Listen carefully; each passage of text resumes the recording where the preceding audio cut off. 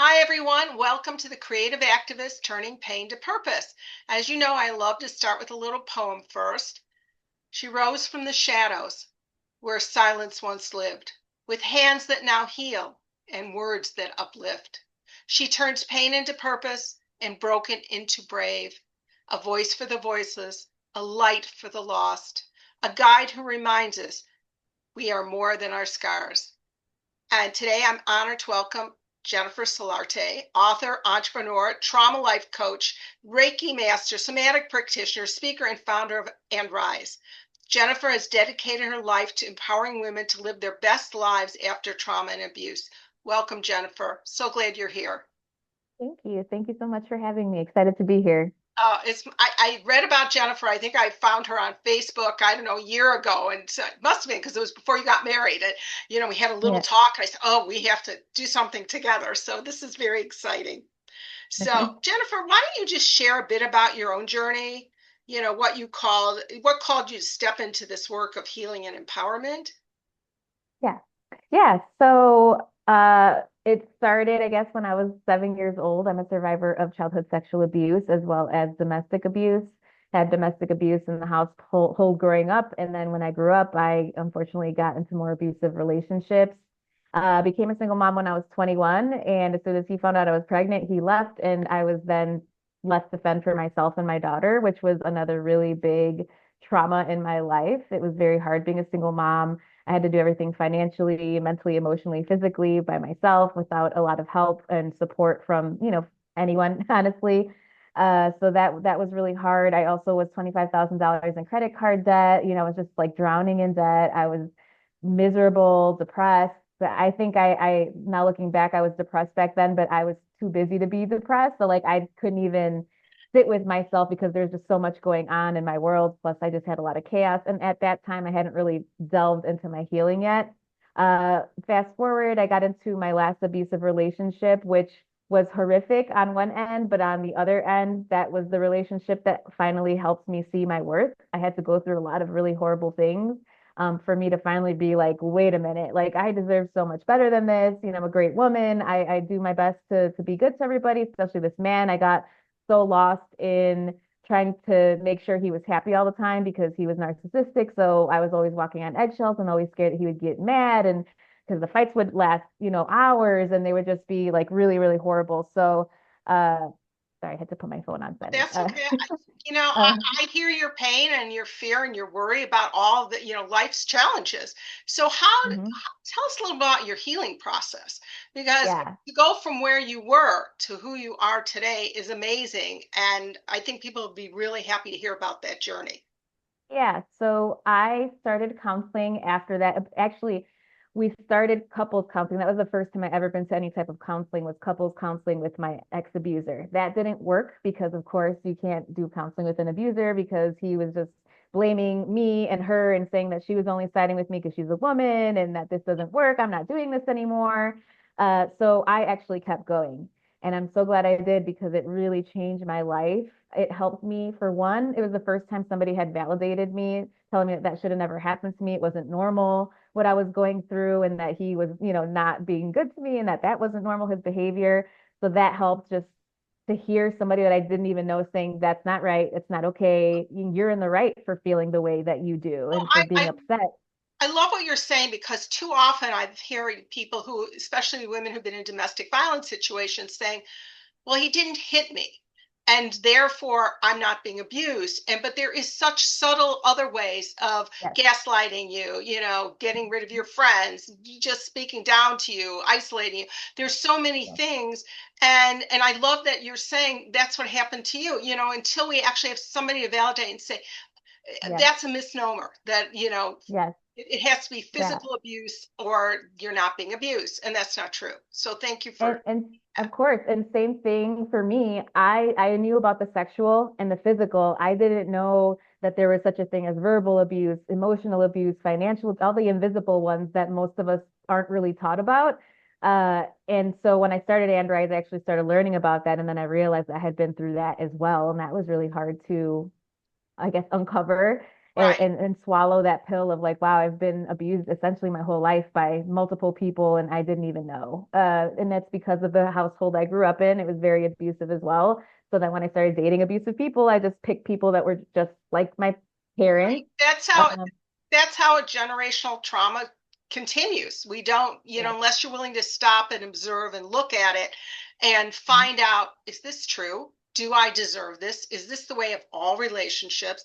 And we don't know right, what we don't know. And that's part of right. the reason I'm doing these interviews because I think people need to hear real life people's stories, and that Yeah, absolutely. you're a smart woman. It doesn't mean you're stupid, or how many women stay Yes.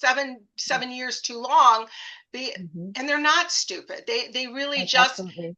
yeah, they're just And scared. They don't know any better, I and agree. we have to change that dialogue in the community and educate people. So Absolutely. let's talk. I love the fact that you're a Reiki master and a somatic practitioner. I've used Reiki healing for 30 years before Hmm. anybody even knew what it was. So Yeah. I appreciate that. But why don't you share that as a tool that people might, delve into or find.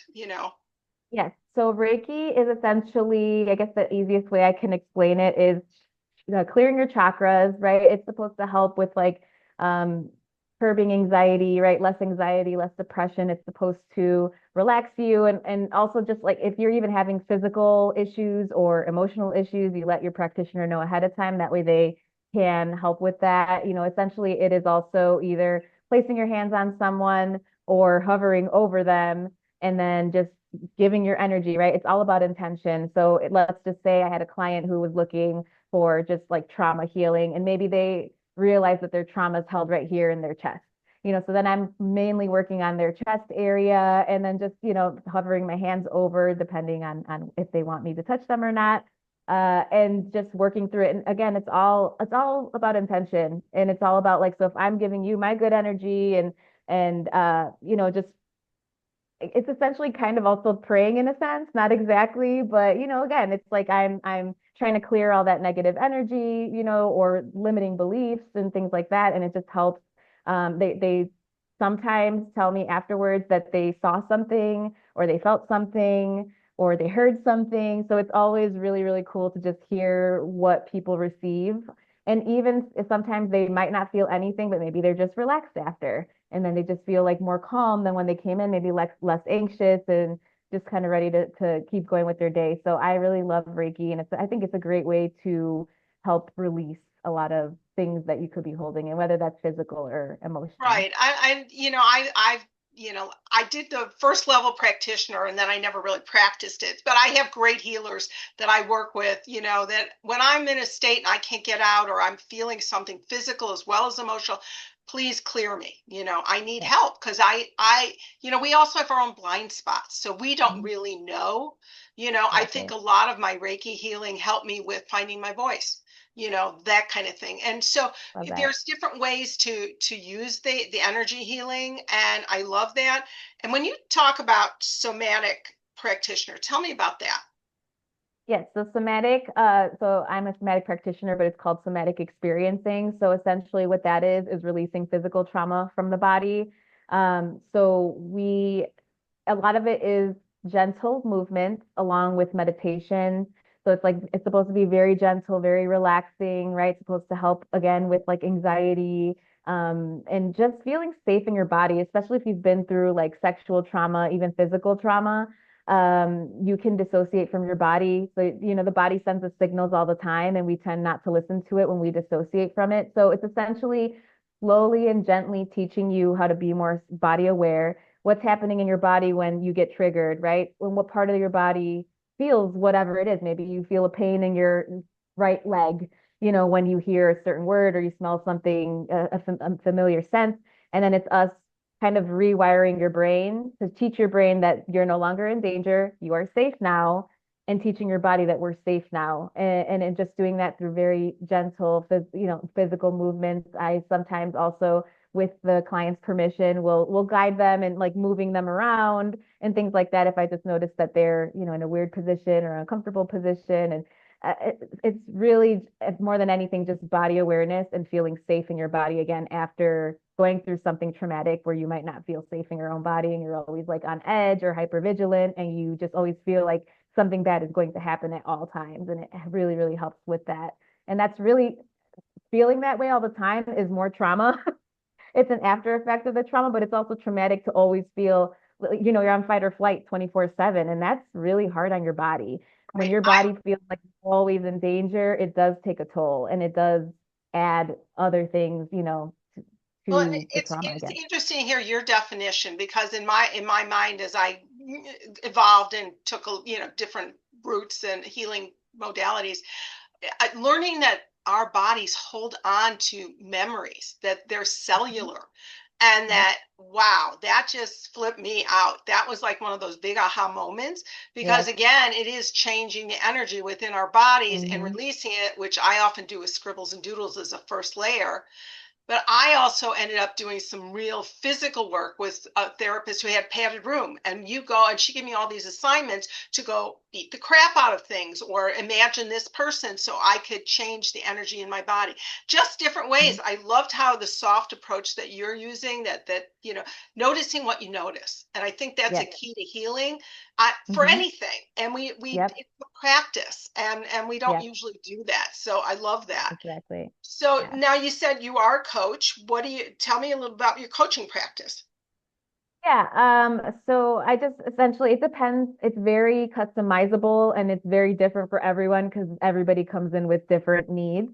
A lot of it is essentially like a lot of trauma healing, right? So it's a lot of talk therapy more than not therapy, but talking through things, having them do different exercises, whether that's journaling, prompts, or just working through different things. So, like for example, if somebody's struggling with trust, for example, they don't trust anyone, I'm scared of everyone, then we just work with them on that, right? And a lot of this is self-awareness, like you mentioned, right? Because if you're not self-aware, you can't change what's going on if you don't know that it's happening. So that's the first piece. You have to be aware of what's happening, so then you can fix it. And then it's, moving through that. Again, sometimes slow, sometimes fast, depends on the person. Some people are really ready to delve in, and some people really need time to take it slow, and that's okay, So everybody's very different. But it is definitely, I would say it's not like kind of a general program for everyone. It's very, very Very different individual. just because everybody comes in for something different and so it's unique. But yeah, so I'm able to work with like physical trauma, sexual trauma, domestic violence, like anything like that. Because yeah, I've been doing this for quite some time as I know, well. I know. Well, I'd love for you to talk to us about you founded and Rise, and it's such a powerful mission.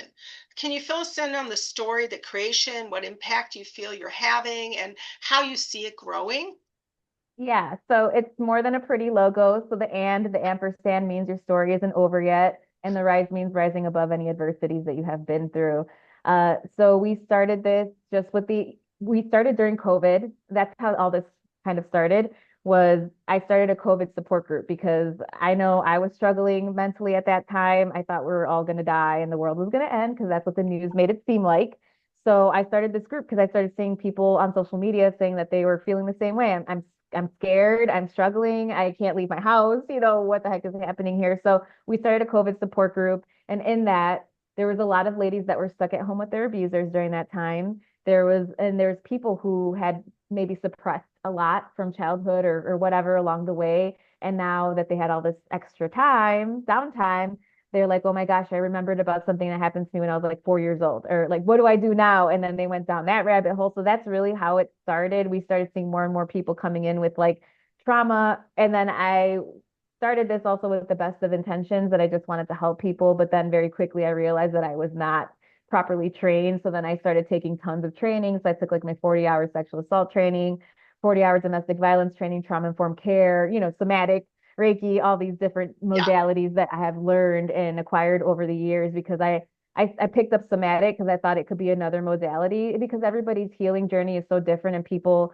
heal differently. So I figure at least this can help with the physical side. We have all the programs here that help with like the mental and emotional. So like I can help with like, even the Reiki is I consider it to be also maybe a little bit physical as well. So I just figured for those that maybe talk therapy doesn't help with, at least we can help in these other ways.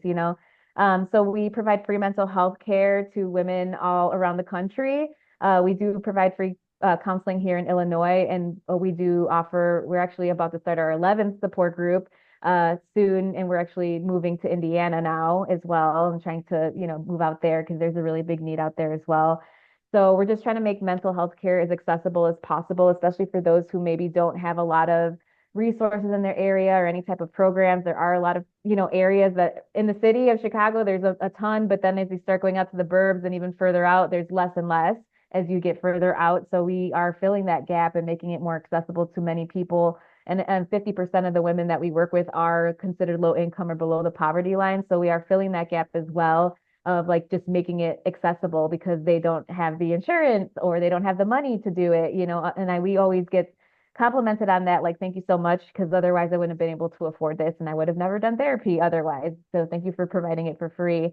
And we get a lot of college age ladies too, who obviously don't have a lot of money, and these, counseling sessions help, and the support groups help a lot. So we just want to keep empowering women however we can. So we do offer the mental health services, but we also offer career development. So we help with like resumes and mock interviewing skills. We also offer financial education and coaching because a lot of the women we work with also go through financial abuse. So like helping them navigate through that and maybe just pick up the pieces after. I went through financial abuse too, and I that's why we have this, because I think that that's one that a lot of people don't realize that they're in until they notice that they're broke and they don't have money now, or that this You never person had has your own credit taken. card or your bank account. You've given Yeah. power over whatever you've earned, you've given to your partner, and they're your sole support. And I know that's a lot of the reasons women stay is because they are scared. Yep. They don't have They the don't have finances and money. wherewithal. Hmm.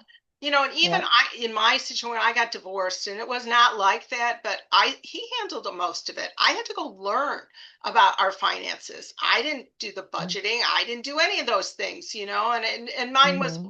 this was not a domestic violence situation, but it was just part of the growing up too. This was the expected role model that my mother had nothing. She never had her own credit card. So as soon as I got married, I had to have my own credit card, things like that as a generation, thing. Yeah. And I think that's really important that you are, because handling money, it gives you power, and you Hmm. feel better about yourself, but you have to be taught. I Yes. agree with that. Correct. So Yeah. are you doing some prevention education as well? Yes, we always do prevention education. So we have like two sides of our events, our prevention and educational side. Those are always 100% free. So we do a lot of like um sorry, what was I going to say? Order protection workshops, custody and child support, custody and visitation, because a lot of these ladies are fighting their abuser in court, or they're just navigating the court system and they've never done that before. So we provide the education. That way, when they're out there, they can advocate for themselves and they know their rights. That way, the cops can't tell them, no, we can't help you, or we can't give you a police report. They know what their rights are, because this happens a lot. Yeah. Now, And then so do you have legal counsel available to them or not? I'm just, no, we don't do legal, but we do have partnerships with other nonprofits that do offer legal advocacy and things like that. We always have partnerships with other people that offer things that we don't. So like legal help, housing, emergency housing, so on and so forth. Yeah. that's important that people know that you are collaborating, Yes. because they'll come and say, well, you don't have this. Well, I can't be here, but you can share with them the resources, the places to go, and that's Yeah. fabulous. That Yes. that constant resource list is updated all the time, I'm sure. Um, Yes. that's really important. So what role would you say does community and sisterhood play in recovery from trauma? Yeah. That's a great question. I think it's so incredibly important. I mean, let's think back to COVID times. How important were people back then? How much did we miss our family and our friends? I think a lot of us have kind of forgotten and put that behind us, or maybe even dissociated from COVID because it was like not the best. But that it's just a great example of like how bad did we want to be around, the people that we love that we couldn't, right? Because we didn't want to get them sick or whatever the case. So community is so incredibly important. Just for humans, we are meant to be in community with each other. We're not meant to be isolated. That's not how we are, built. So especially when you are going through a hard time, community is so incredibly important, and it really just helps to that we create safe spaces that women can come and talk about what's going on, not be judged. Finally, somebody else is validating them, even if it's somebody that just met them for the first time and they're like, I'm so sorry that that happened to you. Here's what happened to me. I want to share my experience with you. Maybe hearing my story will help you realize that, like there is a light at the end of the tunnel. I escaped, DV 10 years ago. I'm doing great now. And just hearing other survivor stories who maybe are like way down the line in their journey or somebody that's just starting out, it really helps so much to be in community with people like that. And you see just so many people just feel so much better because a lot of the times we do isolate on purpose because it's just a normal coping mechanism that some people have. And it helps to just be around other people who get it. We can't Right. always talk And to friends and family about these things that happen to us because maybe there's shame, maybe there's guilt, maybe we don't want them to judge us. And so that's where these safe spaces where other people who have been through it come in and it helps so much. I see so many women just leave, even if it's their first time coming. And usually every time it's their first time, they're always scared and freaked out because they don't know what to expect. But then by the time we're done, I'm like, so how was that? Was that scary? And they're like, this is actually great. And like, I feel like already so connected to the people here. And it's so nice to know I'm not alone and that I'm not alone in what I'm going through. And it helps me feel better that I'm just not the only one going through this. So community is so incredibly healing. It's so important, especially when the women are also just trying to heal and overcome and work through the things. And then you're around other people who are also actively um, going through their own healing journey. And it helps to be around other people like that because then Love it it. helps you You're a see great like, commercial okay, for what I'm trying to do to build the creative actors turning pain to purpose as a place to tell these stories. Because just mhm, as you said, it teaches you you're not alone. You're not the only yeah, one. And there is so much shame about telling our stories that here's an opportunity not to be judged, to actually be exactly. heard. And even if you're still with your abuser, and oftentimes people wait until the abuser dies before they ever tell their story. There's so Yeah. many things that stop you from sharing that you're creating Mhm. this safe space for them. I love that. That is wonderful. Thank Um, you. so when you imagine the future for Rise, what's your biggest dream for the women you serve? So I have very big dreams and goals for And Rise. I envision, like we're talking about 20 years down the line, I want us to be a worldwide organization one day in multiple countries because there's tons of countries where women don't have rights or any type of access to resources. So I want to be able to provide this to as many women as possible. Like our big goal is like over 1 million women. Like, the goal is 1 million. And then once we pass 1 million, then it'll be two and it'll be three and four and so Right. on and so forth. I really have a big vision and I want to help just as many women as we possibly can. Because I think we really need it. And as of right now, too, with everything happening in our country and our rights being taken from us almost every day, something new is happening. There is a war on women, and it just gives me more drive to continue to do this and to continue to be that voice for a lot of the women that feel like they don't have one or are too scared to speak up. And I definitely feel a big responsibility to be that voice for all women, honestly. Oh, I love that. That is so true. Our society, yes, they're eroding our rights. Women should be, in the Yeah. kitchen, no thoughts, no anything, just Hmm. having babies. Yes, Yep. it's really hard to be out there every day, and we need more voices and women willing to speak up like you. So I applaud you for your bravery and your commitment Thank to you. creating this change. So, what advice would you give to a woman listening who's just beginning her healing journey and may feel a little overwhelmed? Yeah. So I want to kind of piggyback off of something you said earlier. Something I hear from women all the time about their abuser is he's not a very good husband or he's not very good to me, but he's great. He's a great dad. And then I'm like, but if he's not respecting mom or if he's abusing you in front of your kids, that's actually not being a good dad. And I think we just try to rationalize these crazy behaviors of our abusers. So we're like, oh, but he's a good dad. And I just want to remind people that like they can't possibly be a good father if they are doing things to you, even if it's not in front of the kids, even if they're torturing you behind closed doors, they're still torturing you and you can't be your best for your kids because of this person. So I just wanted to start with that.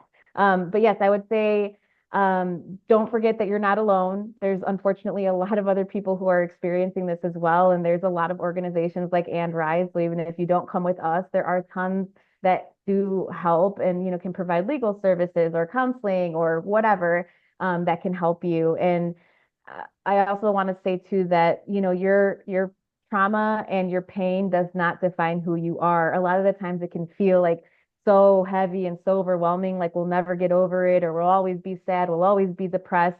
But I promise that when you put the work into it and do the hard work, healing is not an easy journey. It can be a long journey. I always say it's not a race, it's a marathon.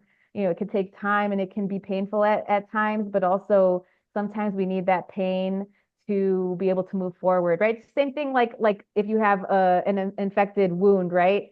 It's gonna hurt. The more you clean it, it might even hurt more, and then it might get messy, it might get pussy, and it might get, scabby and all that stuff. But then the scabs will eventually heal, if you keep taking care of it. But if you don't take care of it, you just keep a band-aid over it and it's just festering underneath there by not doing anything. That's kind of how I explain like trauma healing too. If you just let it fester and sit, it will come back eventually in some other ways. It might not come back as a emotional response or a mental response. It might come back as chronic pain, chronic illness, diseases. There's things like you mentioned earlier. It's like trauma does get stuck in the body. It's cellular. It literally changes your cells in your body. And a lot of people don't realize that. So making sure that if you know you've been through something, go and get the help. And if you can't afford the help, there's organizations like mine where you don't have to pay anything. We don't ask for insurance information. We don't ask for immigration status to make it as accessible as possible.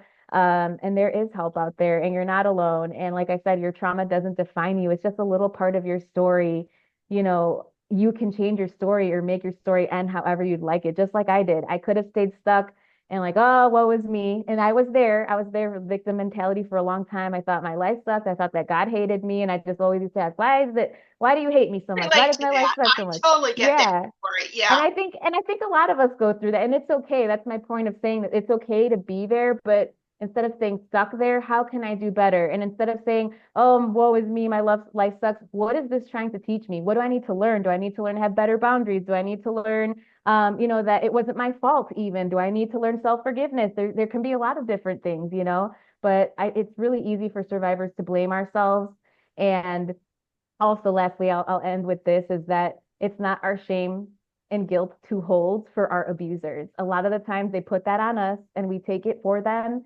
And once you give it back to them, like, hey, this is not mine to hold. I did not sexually abuse myself when I was 7. You should be ashamed of yourself. You were the adult. You should have been protecting me.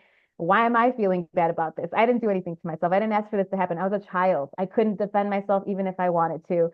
So once I gave that guilt and shame back to my dad, it totally changed so much in my healing journey, because I didn't blame myself anymore for something that I didn't even do. And we just tend to do that. And it's okay if you do it, but just know that it isn't your fault and that's not your guilt and shame to That hold is if you're abused. beautiful. And why don't you tell people how they can get a hold of you? Yes. So if you're looking to just learn more about our programs or anything that we offer, our website is www.womenrisechicago.org, or you can reach me at my email, jennifer@womenrisechicago.org. Thank you. Jennifer, thanks so much for sharing your story and your wisdom and the incredible work you are doing through and Rise.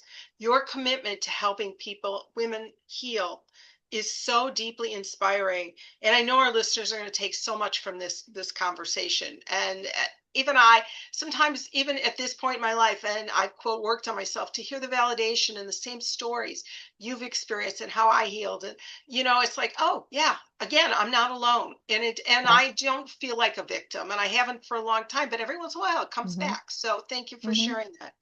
Of And course. before we close, I'd like to say, if you know anybody whose story you'd like to hear, let me know who you think it's important that we share their information, because I am creating this podcast and it's for you. So if you know somebody who's had a great story about how they've used some new modality for healing, I'd love to hear about it. And also, if you're interested in finding out more, we're working on create a creative activist think tank. And if you think you want to be part of that, call me, contact me, and we will talk. So thank you, everyone, and have a fabulous day. Bye.